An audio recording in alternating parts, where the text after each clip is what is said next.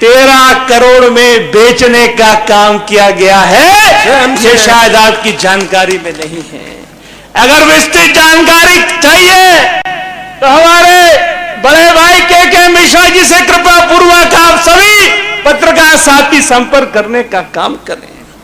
मैंने उस दिन भी कहा था, अरे जब देश आजाद हो रहा, पुरखे झंडा लेकर देश की आजादी की लड़ाई लड़ रहे थे, तब यही गद्दार ज्योतिरादित्य सिंधिया के परिवार के लोग अंग्रेजों के जूते उठाकर उनकी जय जयकार करने का काम कर रहे थे। और ये वही परिवार है।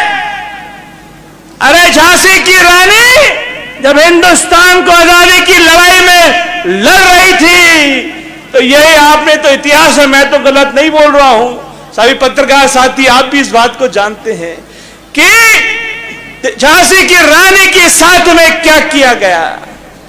यह इतिहास गवाह है, मुझे बताने की जरूरत नहीं है। साथियों, मैं और कमलनाथ जी आपके बीच में आज आए हैं, अभी और आएंगे।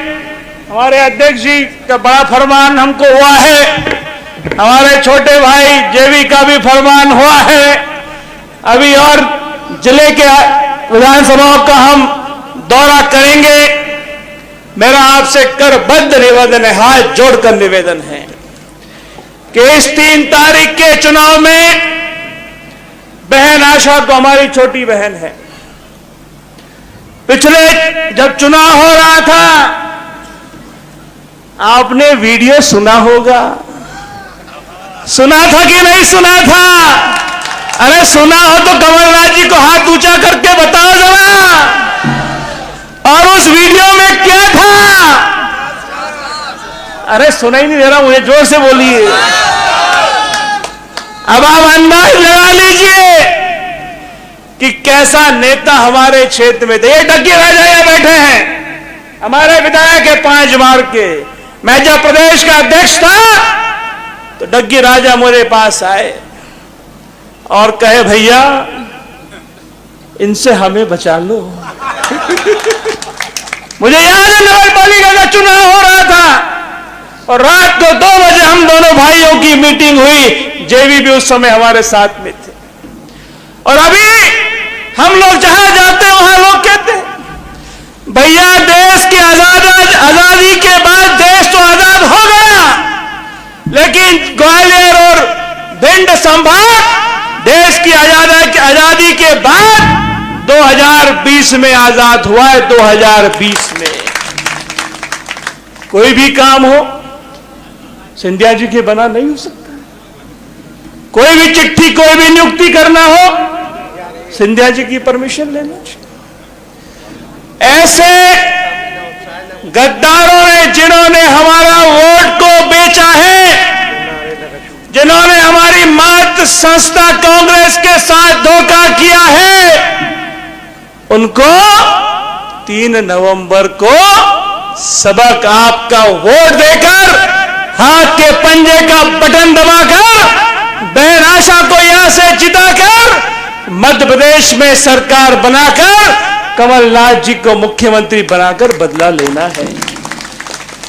साथियों, एक और जानकारी दे देता हूं आपको, बहुत बड़ी डील हुई है। पता है कि नहीं पता है? कितने की डील हुई है मालूम है? कितने की हुई है? अब उसका पूरा हिसाब 3 तारीख को ले लेना। लेकिन इस बहन को यहां से जिताकर विधानसभा में भेजकर इसका बदला हमको लेना है। बहुत सारी बातें हो सकती थी, आदरणीय कमलनाथ जी को हमको सबको सुनना है और आप सब 3 तारीख को पूरी शिद्दत और मेहनत के साथ इस चुनाव में भाग लेकर हमारे कनीराम जी को भी और हमारी बहन आशा जी को यहां से जिताकर भेजेंगे। सभी साथी जो समूचे मध्य प्रदेश, जबलपुर, ग्वालियर और तमाम मध्य प्रदेश, हमारे वीर सिंह जी यहाँ बैठे हैं, विकास बैठे हैं, सभी साथी जो इन दोनों विधानसभाओं में काम कर रहे हैं, उनको मेरा बहुत बहुत साधुवाद। धन्यवाद। जय कांग्रेस, जय भारत। इसके बाद आपकी अशोकनगर विधानसभा के प्रत्याशी आशा दोहरे जी आप सबसे आशीर्वाद लेंगी। इस कार्यक्रम के संयोजक आदरणीय हरिबाबू राय जी एवं पंकज तिवारी जी भारतीय जनता पार्टी के मंडल उपाध्यक्ष जो हमारे कांग्रेस परिवार में शामिल हो रहे हैं, उनका बहुत बहुत स्वागत है। श्रीपाल यादव जी सेमरा पूर्व भाजपा मंडल अध्यक्ष, मीडिया प्रभारी अपने 200 समर्थकों के साथ आए हैं, उनके लिए जोरदार तालियां। श्रीमती आशा दोहरे जी। भारत माता की, भारत माता की, भारत माता की जय जय कमलनाथ। प्रदेश के पूर्व मुख्यमंत्री एवं भावी मुख्यमंत्री परम आदरणीय कमलनाथ जी के चरणों में मेरा सादर नमन। पूर्व मंत्री सज्जन सिंह वर्मा जी को मेरा नमन। पूर्व प्रदेश और सम्मानित मंच सभी को मेरा हाथ जोड़कर नमन और मेरी जनता को मेरा प्रणाम।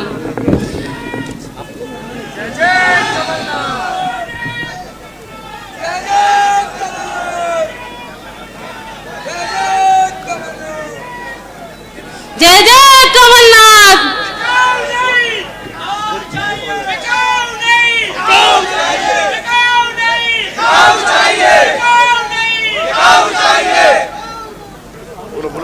आज जनता के बीच में सिर्फ मैं इतनी सी अपील करना चाहती हूँ कि जिन लोगों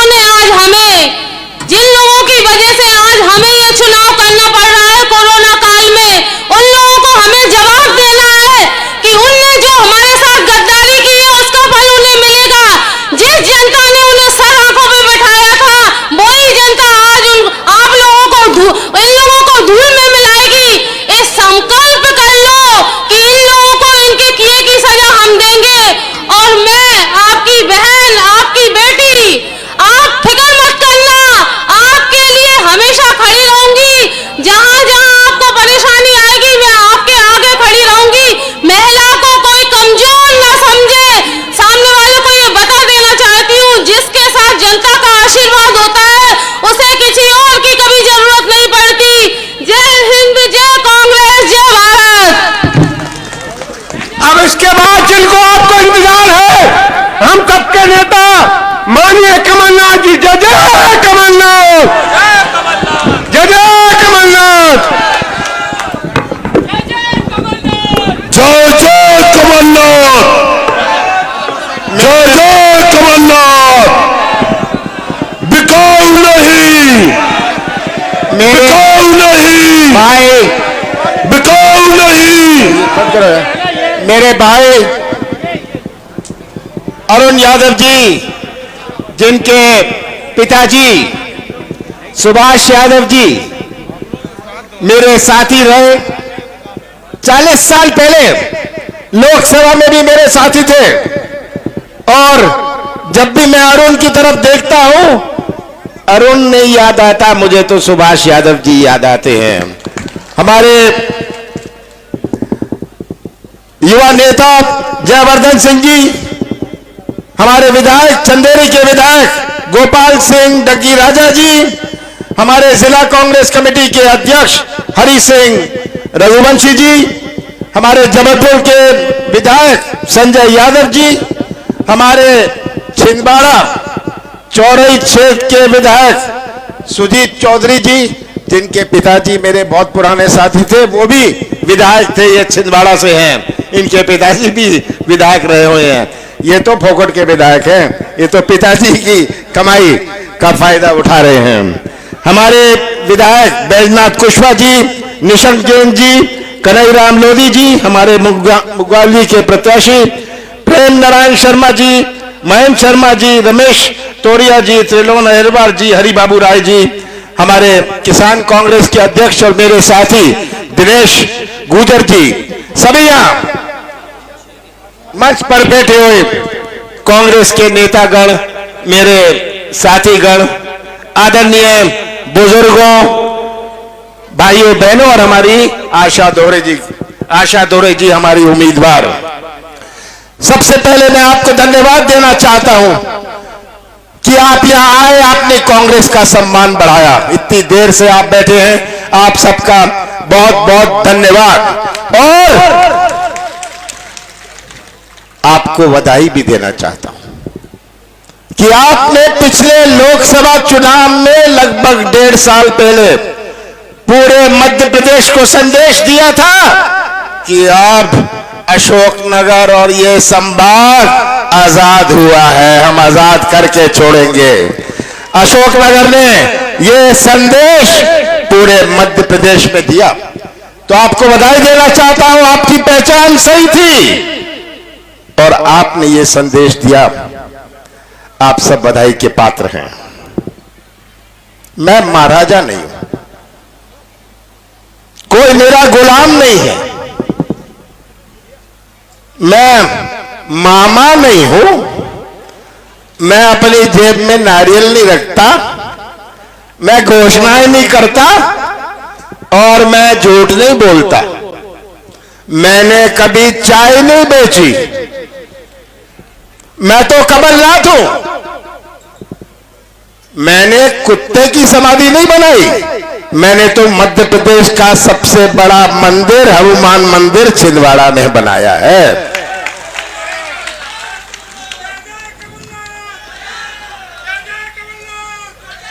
आपने जो संदेश दिया था, यह संदेश था कि कांग्रेस महल में नहीं जाती, आना होता है तो महल कांग्रेस में आती है। सही बात है। तो ये आज बड़ी खुशी होती है आप सबके बीच में आके। ये उपचुनाव केवल एक साधारण उपचुनाव नहीं है। ये उपचुनाव क्यों, किस प्रकार से हमारे प्रजातंत्र और हमारे संविधान के साथ खिलवाड़ किया गया। ये हमारा संविधान बना है, किसके लिए बना है? बुजुर्गों ने तो अपना जीवन काट लिया, पर ये नौजवान हैं जो आगे आने वाली पीढ़ियां हैं, इनके लिए ये संविधान है। इनको इस संविधान की रक्षा करनी है। सौदा कर लो, सरकार बना लो, बोली बोल लो, सरकार बना लो। अब तो सरपंच का चुनाव भी नहीं लड़ना, बोली बोल लेना और सरपंच चुन लेना। ये किस प्रकार से बोली बोल के, ये प्रजातंत्र नहीं है, ये तो धनतंत्र है। बोली बोल लो, सरकार बना लो। ये आज चित्र हमारे सामने है। उपचुनाव किस बात का? 15 महीने चल रही थी कांग्रेस की सरकार, 15 साल बाद कांग्रेस की सरकार बनी थी। कांग्रेस की सरकार 15 साल बाद बनी थी। मध्य प्रदेश की जनता ने तय किया था कि बहुत हो गया शिवराज जी, बहुत हो गया शिवराज जी, अब हम कांग्रेस की सरकार चाहते हैं। हमने वोटों से सरकार बनाई थी, नोटों से सरकार नहीं बनाई। इनकी बनी हुई सरकार तो नोटों की सरकार है। और 15 साल बाद कांग्रेस की सरकार बनी। कैसा प्रदेश हमें सौंपा? ऐसा प्रदेश सौंपा हमें जहां किसानों की आत्महत्या में मध्य प्रदेश नंबर 1, बेरोजगारी में नंबर 1, भ्रष्टाचार में नंबर 1, महिलाओं की अत्याचार पर नंबर 1। ऐसा प्रदेश हमें सौंपा था। कौन सी चुनौती हमारे सामने नहीं थी? कृषि क्षेत्र की चुनौती। यह कृषि क्षेत्र है। मुझे तो ताज्जुब होता है, यहां तो एग्रीकल्चर कॉलेज भी नहीं है। जब मैं सुनता हूं कि किसानों को कौन सा मुआवजा मिला, किसानों को कौन सी बीमा मिली। 15 साल किसानों पर अत्याचार होता रहा और भारतीय जनता पार्टी और शिवराज सिंह जी बोलते गए मैं किसान का बेटा हूं। कैसे के किसान के बेटे हैं शिवराज सिंह जी? मैं तो आपसे पूछना चाहता हूं। आज सबसे बड़ी चुनौती हमारे नौजवानों की भविष्य की है। किसानों के लिए तो हमने कर्जा माफ की शुरुआत करी। कहा था हमने फसल ऋण माफी की कर्जा हम माफ करेंगे 2 लाख रुपए तक का। शिवराज जी तो बाज नहीं आएंगे, झूठ बोलते रहेंगे, कहेंगे सब किसान का कर्जा माफ नहीं हुआ। हाँ, नहीं हुआ। शिवराज जी, आप और आपके साथी जो किसान हैं उनका भी कर्जा नहीं माफ हुआ और करूंगा भी नहीं। मैं तो गरीब किसानों का कर्जा माफ करूंगा। ये हमने शुरुआत करी 2 लाख रुपए तक का पहले किस्त में जो डिफॉल्टर किसान थे, अपने देश के इतिहास में पहली दफे जिनके चालू खाते भी थे, हमने कहा उनका भी 2 लाख रुपए तक का करेंगे। हमने शुरुआत करी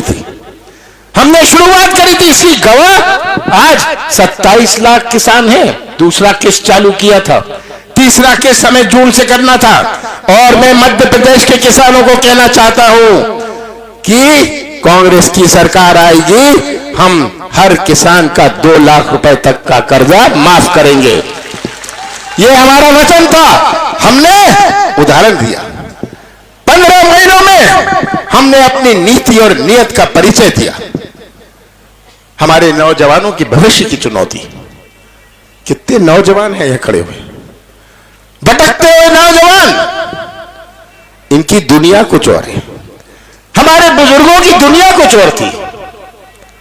आज का नौजवान में एक तरफ है, आज का नौजवान कोई ठेका नहीं चाहता, कोई कमीशन नहीं चाहता, वो तो व्यवसाय का मौका या अपने हाथों को काम चाहता है। ये आज हमारे नौजवान में तड़फ है।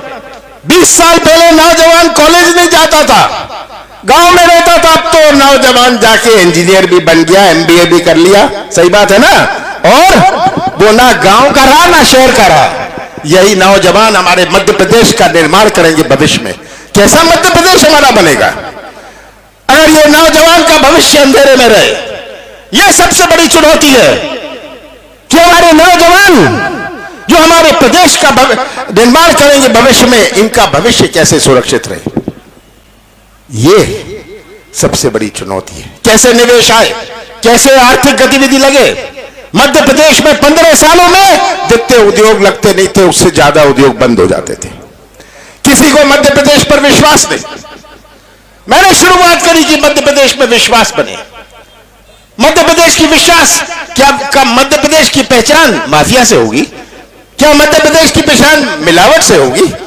माफिया हो, मैंने युद्ध शुरू किया, मिलावट शुद्ध का युद्ध शुरू किया, ताकि मध्य प्रदेश की पहचान बने, लोग मध्य प्रदेश में निवेश आए। हमारा प्रदेश 5 प्रदेशों से घिरा हुआ है। एक कारखाना लगता है, 3 को मौका मिलता है। कोई गाड़ी चला लेता है, कोई मरम्मत का काम कर लेता है, कोई होटल खोल सकता है, कि हमारा नौजवानों का भविष्य सुरक्षित रहे। पर शिवराज सिंह झूठ बोलते बोलते, मैं तो शिवराज सिंह जी से कहता हूं, 15 साल पूरे प्रदेश ने देखा स्कूल बिना शिक्षक के, अस्पताल बिना डॉक्टर के, डॉक्टर बिना दवाई के, खंबा बिना तार के और तार बिना बिजली के, किसान बिना दाम के, नौजवान बिना काम के। इसीलिए तो फैसला किया कि शिवराज जी आप किस काम के, 15 साल बाद इनको घर बिठाया। ये आज तस्वीर आप सबके सामने। तो इसलिए जब मैं ये चुनाव की बात करता हूं, ये एक साधारण उपचुनाव नहीं है। अभी मेरे पास कोई आया था, कौन आया था, कह रहा था कि जब 40 साल पहले आप यहां आए थे, 40 साल, किसने मुझे कहा, अभी किसी ने आके मुझे कहा कि हाँ, इन्होंने मुझे अभी कहा कि 40 साल पहले आए थे, जवानी में आया था। ये मत सोचिएगा कि जवानी चली गई है, जवानी अभी भी है। और मैं देखता हूं कि क्या विकास हुआ है, या कितने कन्या महाविद्यालय बने। मैं देखता हूं यहां क्या एग्रीकल्चर, कृषि, क्या विश्वविद्यालय, यूनिवर्सिटी बनी। किस प्रकार ये पूरा क्षेत्र उपेक्षित रहा है, किस प्रकार आप गुलाम रहे। इस गुलामी में 1 पीढ़ी 2 पीढ़ी ने तो अपना जीवन काट लिया, आगे आने वाली पीढ़ी गुलामी में अपना जीवन नहीं काटेगी। और आज तक तो मुझे डग्गी राजा कह रहे हैं ये तहसील ही नहीं बन पाई। ये आज यहां के हालात हैं। और बड़ी लंबी बात करेंगे, कहेंगे हिसाब दो। शिवराज जी 15 साल का आप हिसाब दो, 15 महीने का मैं हिसाब देने को तैयार हूं। 15 महीने का खड़े हो जाइए। कौन सी गलती मैंने करी थी कि किसानों का कर्जा माफ करना शुरुआत किया और 27 लाख किसानों का कर्जा माफ किया? कौन सी गलती मैंने करी थी? कौन सा पाप मैंने किया था जब मैंने गौशाला बनाने की योजना बनाई? कौन सा पाप मैंने किया था जब हमने पेंशन बढ़ाई? कौन सा पाप मैंने किया था जब मैंने माफिया के खिलाफ लड़ाई छेड़ी थी? कौन सा गुनाह मैंने किया था जब मैंने कहा था ये शुद्ध का युद्ध हमारा रहेगा? हमारे दूध के किसानों का दूध का भाव क्या क्या था? कौन सा पाप मैंने किया था? बिजली 100 यूनिट 100 रुपए, सही है? कौन सा गुनाह मैंने किया था? किसानों को बिजली आदि करी, कौन सी गलती मैंने करी थी? शिवराज जी खड़े हो जाइए। 15 साल का हिसाब दे दीजिए। कितनी घोषणाएं करी आपने यहां आके, कितने नारियल फोड़े। जब मैं कहता हूं कि आप तो नारियल लेके अपनी जेब में घूमते हैं, उनके पेट में दर्द हो जाता है, क्योंकि ये सच्चाई है। घोषणाएं करते करते क्या ये घोषणाओं से हमारा विकास बनेगा? क्या ये घोषणाओं से? ये बहुत आसान राजनीति है। कुछ भी बोल लो, कुछ भी कह लो, जनता को मूर्ख बना दो, गुमराह की बात कर लो, गुमराह कर लो, कुछ नहीं होगा। राष्ट्रवाद की बात करनी शुरू कर देंगे, पाकिस्तान की बात करनी शुरू कर देंगे, चीन की बात करनी शुरू कर देंगे। छोड़िए ये सब बात। शिवराज जी आप तो हिसाब दीजिए, इस जनता को, इन नौजवानों का हिसाब दीजिए, इनके भविष्य का क्या होगा? इन किसानों को आप हिसाब दीजिए। ये आज प्रश्न हमारे सामने है और आपको ये तय करना है। ये 15 साल की लूट की आपने व्यवस्था बनाई थी, ये व्यवस्था को समाप्त करने की मैं शुरुआत कर रहा था। और मैं तो निवेदन करूंगा आपसे, ये ऐसा चुनाव है कि आप जाति मत देखिएगा, धर्म मत देखिएगा, कुछ मत देखिएगा, भविष्य देखिएगा। और याद रखिएगा 10 दिन बचे हैं, 10 दिन बचे हैं। 10 दिन बाद ये तंबू नहीं रहेगा, ये पोस्टर और बैनर नहीं रहेंगे, ये लाउड स्पीकर नहीं रहेगा। उसके बाद क्या हम सड़कों में रहेंगे? उसके बाद हमारा भविष्य कहां जाएगा? याद रखिएगा, ये झंडे उतर जाएंगे, ये माइक उतर जाएगा। आज हमें इस जिले के विकास का एक नया इतिहास बनाना है।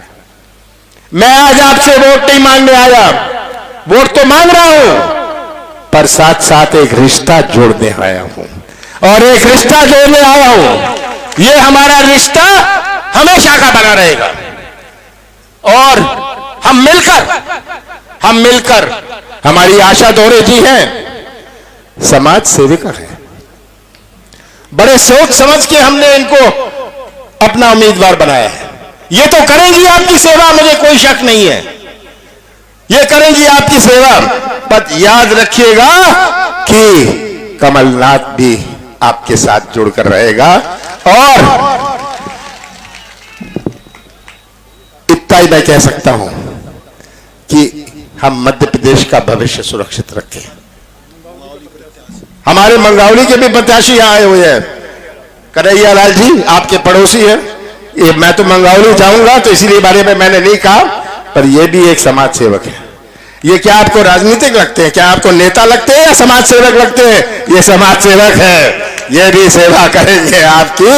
और मुझे पूरा विश्वास है आप सब जहां यहां उपस्थित हैं, अगर आपने अपनी कमर ठान ली, तस्वीर देख लीजिएगा, कमलनाथ का साथ मत देना, कांग्रेस का साथ मत देना, सच्चाई का साथ देना। सच्चाई का साथ देंगे तो हमारा भविष्य सुरक्षित रहेगा, हमारे नौजवानों का भविष्य सुरक्षित रहेगा। और आपने अगर अपनी कमर ठान ली, कोई शक नहीं कि 10 तारीख के बाद कांग्रेस का झंडा मध्य प्रदेश की विधानसभा में लहराएगा। आप सबका बहुत बहुत धन्यवाद। इसके बाद जो कांग्रेस में निशंक भाई जो कांग्रेस में शामिल होने चाहते हैं उनको ऊपर ले आए। कमल, मैं नारा लगवाऊंगा, कमलनाथ जी संघर्ष करो। कमलनाथ जी संघर्ष करो, नारे लगाओ हम तुम्हारे साथ हैं, जोर से लगाओ, कमलनाथ जी संघर्ष करो, कमलनाथ जी संघर्ष करो।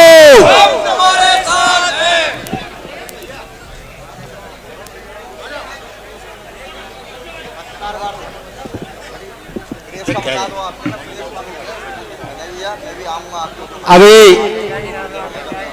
विभिन्न पार्टियों के